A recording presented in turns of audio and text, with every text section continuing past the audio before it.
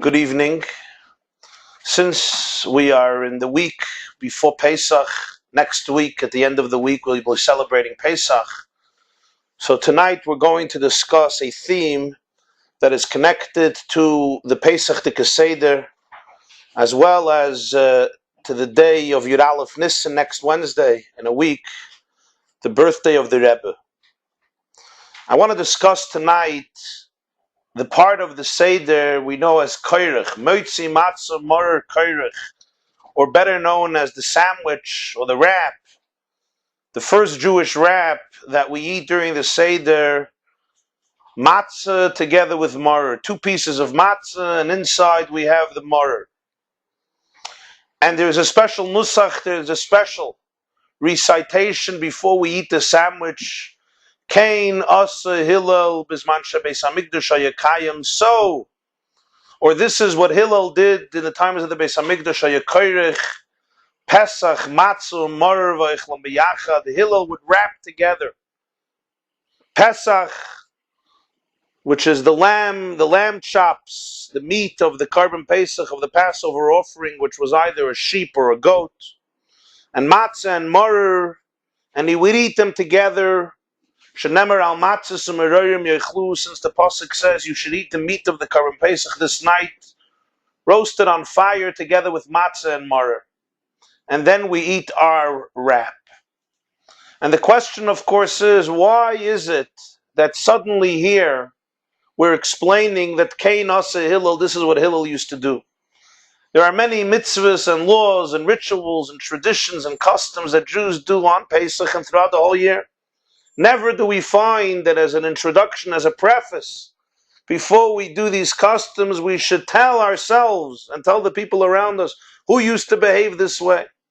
When you put on tefillin, you don't say Kain Asa Moshe Rabbeinu before you put on tefillin, or Kain Asa Rashi, or when you put on Rabbeinu Tam's Kain Asa Rabbeinu Tam.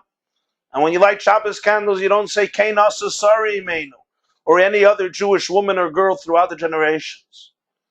Here, suddenly, we attribute it Kain Asa Hillel. You should know that Hillel did it. Just because Hillel did it, we should do it? This is a second question.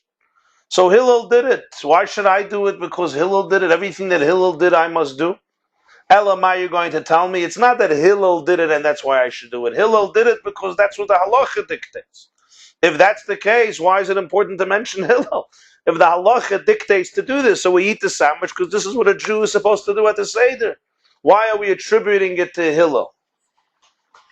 And the answer to this must introduce the concept of koirich as it's presented in the literature of halacha. So the Gemara in the 10th chapter of Masechta Pesachim, Arvei Pesachim, Pesachim Daf Kuf Tezayin, Amar Aleph, as well as the halachic authorities throughout the generations, and the Alter Rebbe and Shulchan Aruch of the Alter Rebbe, Shulchan Aruch Harav and Hilchos Pesach Siman Tov Ayin Hey, gives us a very elaborate presentation and summation of the discussion in halacha about koirich. And the summation of it, we have a fascinating presentation of why we do koirich. What does it symbolize in the Seder, how it evolved halachically. Following this, we can then come to discuss koirich from a psychological, emotional, spiritual, and personal dimension. Amar Rav, everybody knows Rav's statement in Masechta Pesachim in the 10th chapter that Maror bisman hazem midirabanon matzah bisman hazem min haTorah, which means the obligation today to eat maror, to consume bitter herbs during the Seder, whether it's romaine lettuce or the horseradish, the chrein, or other forms of maror, is only rabbinic, it is not biblical. Why? Because the obligation in Chumash to eat maror at the Seder of Pesach is juxtaposed with the obligation to eat the meat of the Passover sacrifice, the carbon Pesach. Al matz v'achlu es habasar b'layla azet sliesh, al matzos umeroirim yoichlu. You should eat the meat of the Passover offering with matzah and maror. So the biblical obligation to eat maror is only applicable when you're also eating the carbon Pesach with it.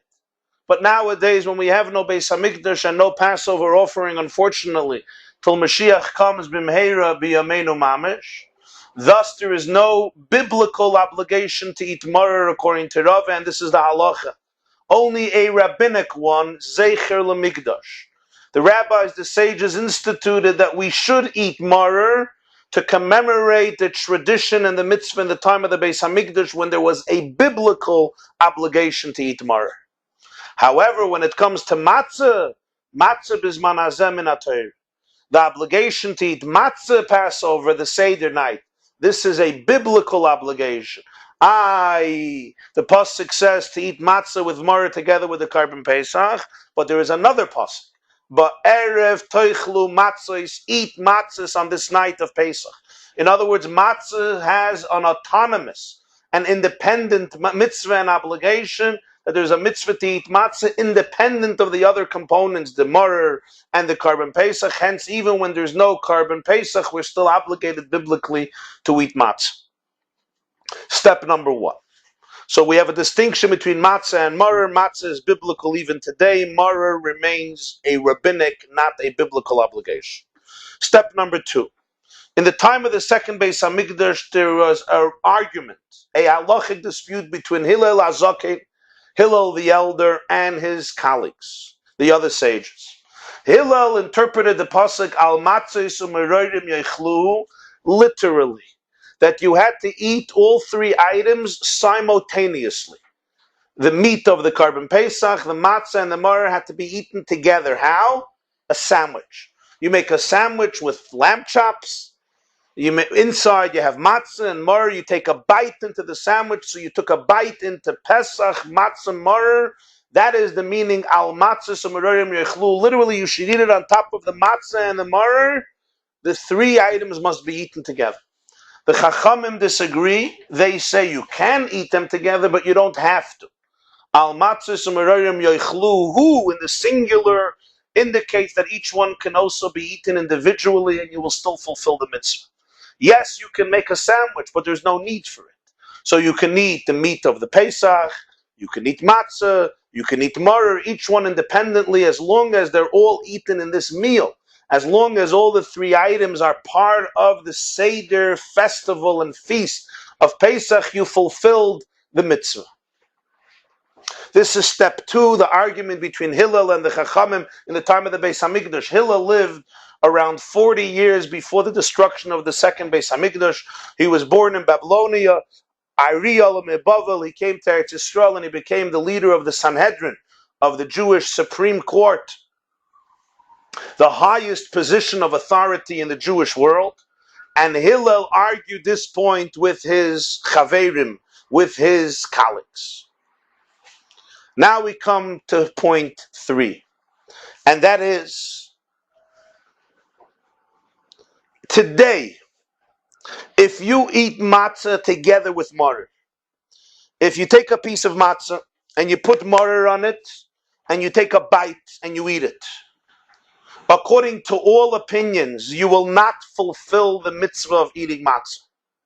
The biblical mitzvah of eating matzah you will not fulfill. Why? Zog the Gemara, because the tam ha-maror mevatel tam ha-matzah. The taste of the maror alters the taste of the matzah. The Torah says, eat matzah. Don't eat maror matzah. You change the ingredient. It's not anymore pure, pristine matzah. The mitzvah is to eat matzah. The mitzvah is not to eat an ingredient called maror matzah. True, even if you have maror, you can still taste the matzah. But the very fact is, you altered the state of the matzah and the taste of the matzah. So the taste of the maror alters the taste of the matzah, and therefore you do not fulfill the mitzvah of eating matzah. So now you ask a good question. How could you make a sandwich in the time of the Beis Hamikdash? According to Hillel, you had to make a sandwich. And even according to the rabbis, you were allowed to make a sandwich and eat matzah and maror together. On this, the Gemara tells us in Masechta Pesach, based on another Gemara, another Gemara in Masechta Zvachim, the Fayin Tes, the great Yesod that mitzvahs shall Torah einon mevatloi zu azu. Mitzvahs do not nullify each other. To quote the golden words of the Alter Rebbe, It's based on the Rashbam in Psachim there, Daf Kuf Tezayin, Daf Kuf Tesvav. I said Kuf Tezayin, Kuf Tesvav Amar Aleph.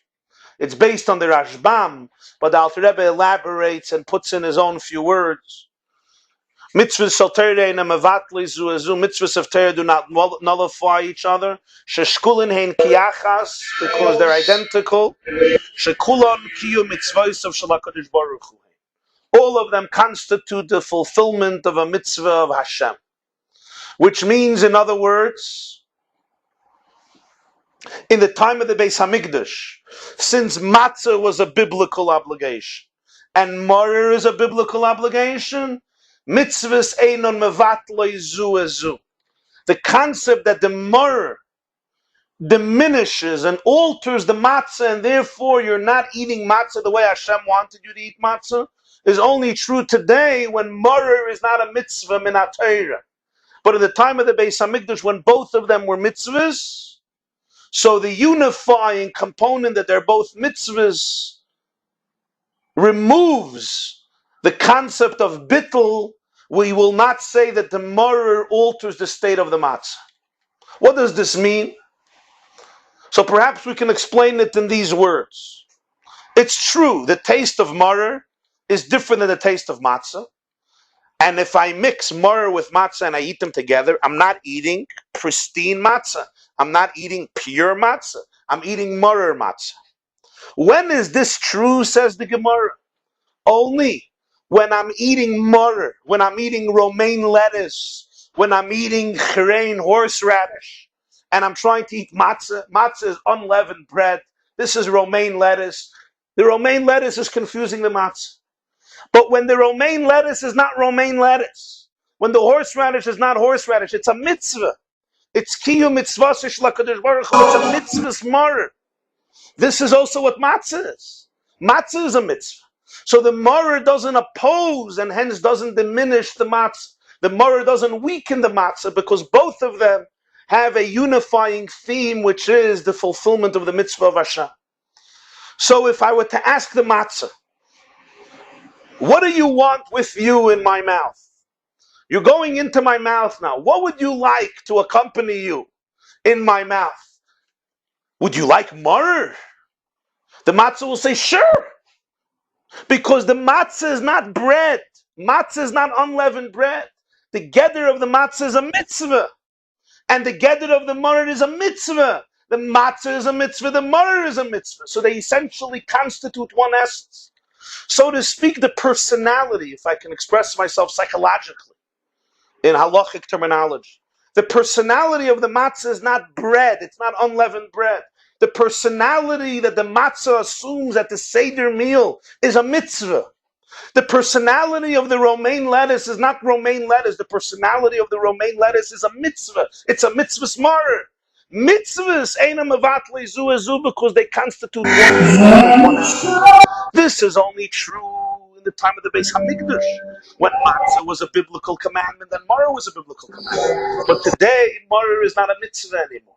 It's only a rabbinic mitzvah, but biblically it's not a mitzvah. So now when I eat matzah together with maror, now the maror alters the matzah. Now the maror is not a mitzvah. Now the maror is lettuce. Now the maror is chrei. The maror alters the matzah. The maror alters the matzah. I wasn't mekayim the mitzvah of matzah. It's a mitzvah midrabanan, but biblically it's not a mitzvah. Thus today, to fulfill the mitzvah of matzah, according to all opinions, you must eat matzah independently. That's matzah. What about the maror? According to Hillel, the maror can't be eaten independently. Why? Because the reason we eat maror today is because the rabbis obligated us to eat maror, zeichel hamikdash. In the time of the Beis Hamikdash, how would you eat maror according to Hillel? Together with Pesach and together with matzah. So if you eat maror independently today, according to Hillel, you did not fulfill the mitzvah of maror midrabanan. The mitzvah is to eat maror zeichel hamikdash. So the institution to eat maror was maror that's similar to the Beis Hamikdash type of maror, which was together with matzah. So Hillel says you have to eat maror together with matzah. You need a sandwich, not for the sake of the matzah, for the sake of the maror. The chalois chiyuv. Achilas matzah today is only a matzah itself. But the chiyuv to eat maror is together with matzah. So you need to eat maror with matzah, not for the sake of fulfilling the mitzvah of matzah, but for the sake of fulfilling the mitzvah of maror. This is Hillel. But according to his colleagues, that even in the time of the Beis Hamikdash, there was no need to eat maror together with matzah. So the obligation to eat maror today is not to eat it together with matzah. So if you eat today, according to the Rabbana, if you eat today, Pesach, maror together with matzah, did you fulfill the mitzvah of maror? You did not. Why? Because the matzah you're eating in the sandwich is voluntary. The mitzvah of matzah you already fulfilled on its own. Now when you eat a sandwich, matzah and maror, the matzah is voluntary. If the matzah is voluntary, the matzah alters the taste of the maror. Now you're not fulfilling the mitzvah of maror. The mitzvah is to eat maror, and you're eating matzah maror. So according to Hillel, you can't fulfill maror without matzah. According to the rabbis, you can't fulfill maror with matzah. Now, in most halachic disputes in the time of the Beis Hamikdash, Bezdin, the court, would come together. They would make a vote, and as the pasuk says, "Achri Rabbim La'atos," we follow the majority. But there were those disputes that were never resolved, and this was one of the disputes that was never resolved in Bezdin. So Hillel had his perspective, and the rabbis had their perspective, and there was never a verdict that was given. Zog the Gemara in Pesachim Kuf Tesvav. Therefore, we follow all opinions. Now you will appreciate the structure of the Seder. We make hamaitzi lechem in aretz. We make a bracha al achilas matzah. And what do? We eat matzah independently. And when you eat that matzah independently without anything else, you are fulfilling the mitzvah of matzah according to all opinions, which means, in other words, that when you eat matzah at this Seder, the independent matzah, you should eat it with extra passion and enthusiasm, knowing that right now you are doing an act which will allow you to fulfill the mitzvah of eating matzah on Pesach, the biblical mitzvah according to all opinions in the Jewish world, which is no small feat. When you finish eating the matzah, now you have to eat the maror independently. You make a bracha al achilas maror, and now you fulfill the mitzvah of maror only according to the rabbis, not according to Hillel. Matzah you fulfilled according to everybody. Maror only according to the Chachamim. You did now the mitzvah of maror zeichel mikdash. According to Hillel, however, we're still left with a problem. Matzah I fulfilled, maror I never fulfilled. I wasn't becoming the mitzvah of maror. So now I do a wrap. We do a sandwich in which we combine matzah and maror, and we eat it, and now we fulfill the mitzvah of maror even according to Hillel, because we did the maror zeichel mikdash just as it was in the Beis Hamikdash when there was a wrap, obviously the best of our ability, because we can't have the lamb chops in the wrap today. So we don't have the meat, so we get a sandwich, right? Hillel's sandwich was a delicious sandwich. It was a good Jewish sandwich. There was beef inside, there were lamb chops, and there was matzah, and there was lettuce. Amachaya, that's a sandwich. Today, there's no beef in the sandwich. It's matzah and maror. But it's still zeichel mikdash, because in the Beis Hamikdash, at least there was a sandwich. And this is the structure of the Seder in every Jewish home around the world, according to the halacha in Gemara, quoted in the Poskim and in Shulchan Aruch. Now, let's go over to the next step on the deeper level, because the question is, why did the Hashgacha, why did Providence dictate that this issue there was no halacha? They did not resolve the dispute between Hillel and his colleagues, and there was no verdict given. Why? And also, why is it that even if we're trying to fulfill the halacha according to Hillel, that we have to explain what we are doing? When we eat the wrap, we say, Keinos Hillel, this is what Hillel used to do. Sometimes we do different things in order to cover different opinions. But if somebody wants to know the reason, let them go study. Here, before we actually follow Hillel's perspective, we explain to the Seder table. We explain to ourselves and to our friends and to our family the halachic context. Why is it so important here? Which brings us to explaining this concept spiritually and emotionally within the avodah, within the personal work of a person. Let's preface it with the pasuk of Shlomo HaMelech in Mishlei.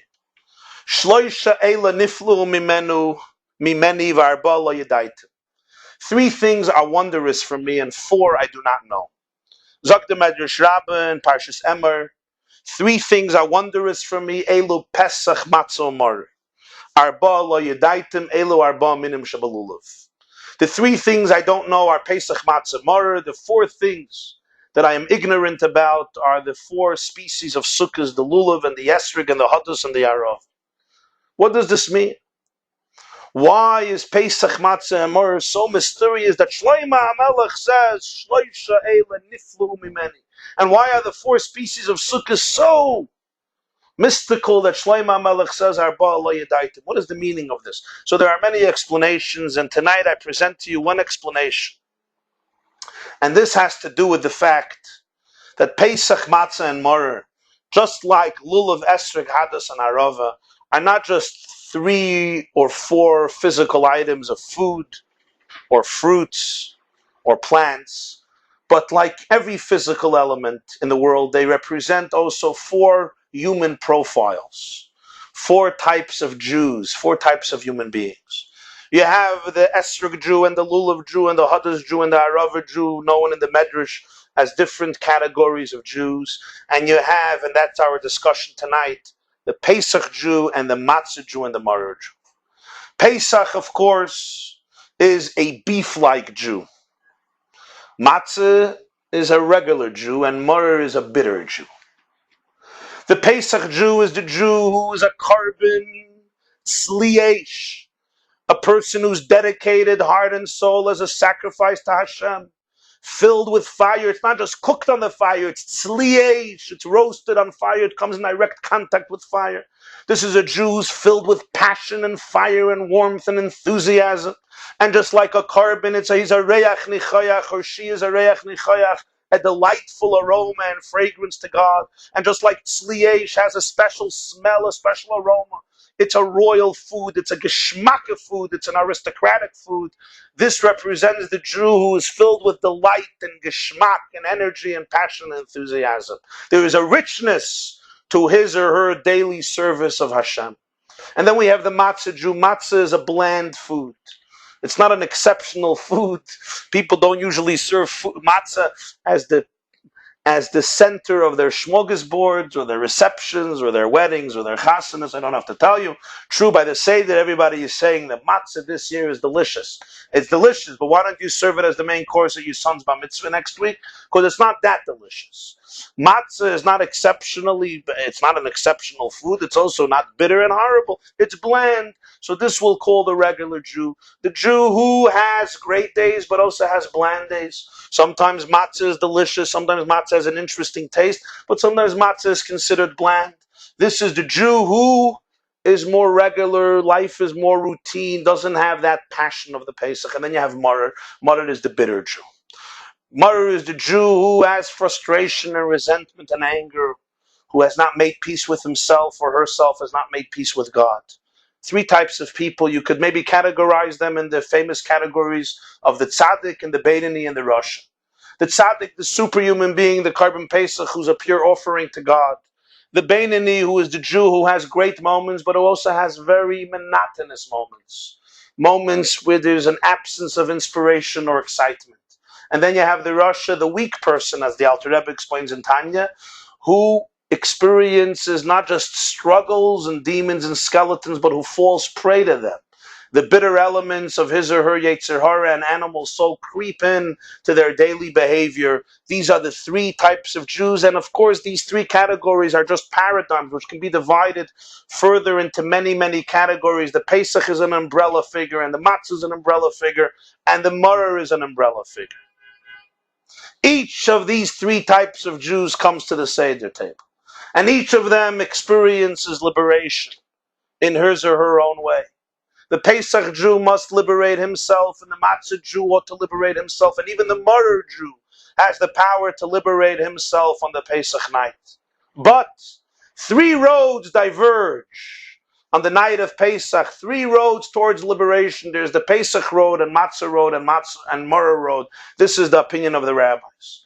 Comes Hillel and says, no. Pesach, Matzah, Maror b'yachad. If you want to be set free on the night of Pesach, it's not enough that you find your own liberation. You must integrate yourself. You must connect in a very real and authentic way with the other two categories of human beings. As long as you will remain in your own orbit or cocoon, as elevated as that may be, you will not experience freedom. It's only in the integration and the synthesis of Pesach, Matzah, Maror, where they come together. That is where and when each of them can be set free. This was Hillel's great idea. Why Hillel? We know the Gemara says often about Hillel that he was exceptionally unique. The Gemara in Shabbos, there's the whole story about the man who tried to get Hillel angry Friday afternoon when he kept on disturbing him from his bath. And Hillel kept on coming out and answering him all of his ridiculous questions till he tells Hillel, I lost a bet. We made a bet. I made a bet with somebody that if I can get you angry, I'll get a large sum of money.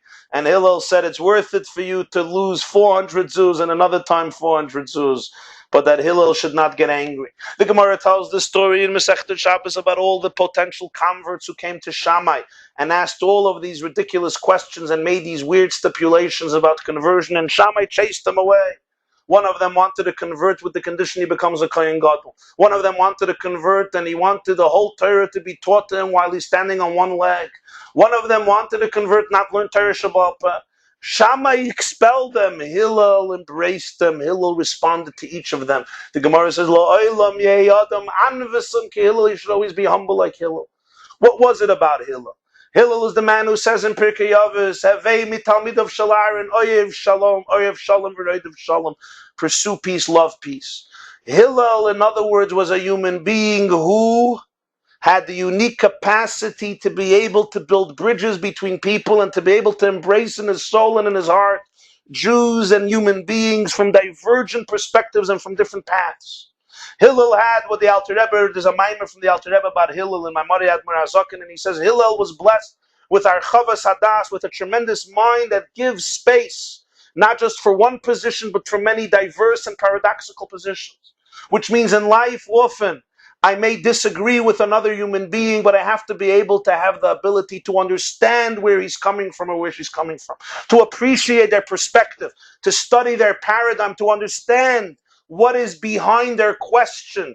Not just listen to the question and expel them and judge them and disregard them. To understand the soul that is behind this opinion, even if I may disagree with the opinion.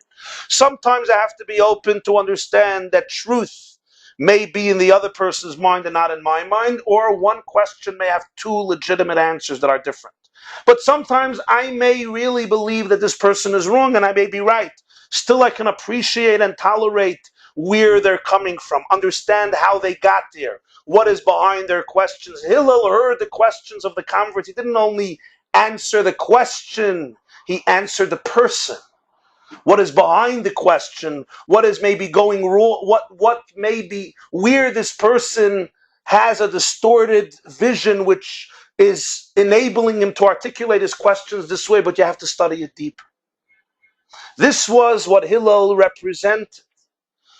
It's of course reflected in maybe one of the most famous arguments in Masechet Ksuvos, Daf Yud Zayin, Keitzad Meraktim Lifnei HaKala. How do you dance in front of a kala? Beis Shammai says each kala must be praised according to her own virtues. Beis Hillel says no, every kala say the same generic line. She's beautiful and charming. So Shammai says, what if she's not? What if this bride is not beautiful and charming? Torah said you shouldn't lie. So Hillel said, oh, if your friend goes shopping and buys something and you don't like it, should you say it's nice or should you say it's ugly? One of the Mefarshim says it means if there's no return policy. Certainly you should say it's nice. That's the end of the argument. L'chayda doesn't make sense. Beis Shammai says, Torah says you're not allowed to lie. So what's Beis Hillel's answer? Everybody lies. That's an answer. So the Rebbe once explained in the Farbrengen of Chafov, Tavshim Lamed Aleph, Chafov 1971, parts of it, printed in Lekutei Sichos, Chelik Tezayin Truma, he explained, Hillel was not advocating or giving permission, Chalil v'chas, to lie, midvar sheker, tirchuk, lying is repulsive, it's abominable. Hillel was saying something else. Hillel was telling Shammai, you have to look at things from a deeper perspective. You came to somebody's wedding. You look at the kala, you may have your opinion about the kala. But here is a groom. Does he believe that this Kala is Nava Chasuda? Does he believe that this woman is the most beautiful and charming woman in the world? Certainly he's marrying her. So for a few hours, remove your glasses and put on his glasses. See the world from his perspective. And when you say Kala Nava Chasuda, you're not lying, you're saying the truth. This was Hillel, and therefore even Shlomo HaMelech says, Shloisha Eila Niflu Mimeni V'Arba'lo Yadaitim. Even Shlomo HaMelech did not know how to integrate Jews. How do you really connect with a Marer Jew without compromising your Yiddishkeit? How do you really love and connect and respect and relate to a Marer Jew without denying your commitment to Yerushalayim? Shlomo HaMelech says, Niflu Mimeni V'Arba'lo Yadaitim. It's a pella, it's a wonder of wonders, but Hillel did it. Hillel insisted that you have to sandwich the Pesach Matzah in order to experience liberation. And the Hashgacha had it, that the halacha was never resolved like the Chachamim until today. In our Seder, we integrate the perspective of Hillel to create a sandwich between the Matzah and the Maror, and we say, Keinos Hillel. Because the Jew sitting by the Seder might say, how can I really connect with this other Jew? So we tell him, Keinos Hillel. Hillel did it. And Hillel did it in the time of the Beis HaMikdash when you had Pesach, and you had Matzah, and you had Maror, and he still made one sandwich. Certainly now when we don't even have Pesach personalities. We have Matzah and we have Maror. You can certainly create a sandwich, al Matzah Samarodim Yechlu, and be set free. And perhaps it's extremely significant that a few days before the Seder we celebrated Aleph Nisan, the Rebbe's birthday. And the Rebbe embodied the Hillelian model of leadership, always insisting that if you want to be set free in your own spiritual and psychological and emotional life, you must be committed to the mitzvah of koirech. You must be committed to building bridges, to creating integration and unity between all types of human beings and all types of Jews. Pesach Matzah by always remembering the Kala Nova Chasuda, that Hashem chose every Jew as his Kala. If the Chassan chose the Jew as his Kala, you may look at the Jew and not see Nova Chasuda, but think about the Chassan and remember it's Kala Nova Chasuda. This is how the Rebbe then explained the Shitta of Beis Hillel, and that's Fabrengen. And even those elements where you disagree with this Jew, you can appreciate and be sensitive to his nisyonis, to her challenges, to his or her upbringing, to their struggles, to their questions, to their dilemmas, to their background, and hence be able to create space for their position, space for their perspective, while remembering that your objective is Oyev Shalom, V'Roidev Shalom, U'Mekarvan L'Torah, bring them to Torah. So at every Seder we say, he understood the secret of the sandwich, that the Pesach, Matzah, and Maror together must be liberated and must be set free for each of us to experience an authentic Zman Chiruseinu. Have a wonderful night.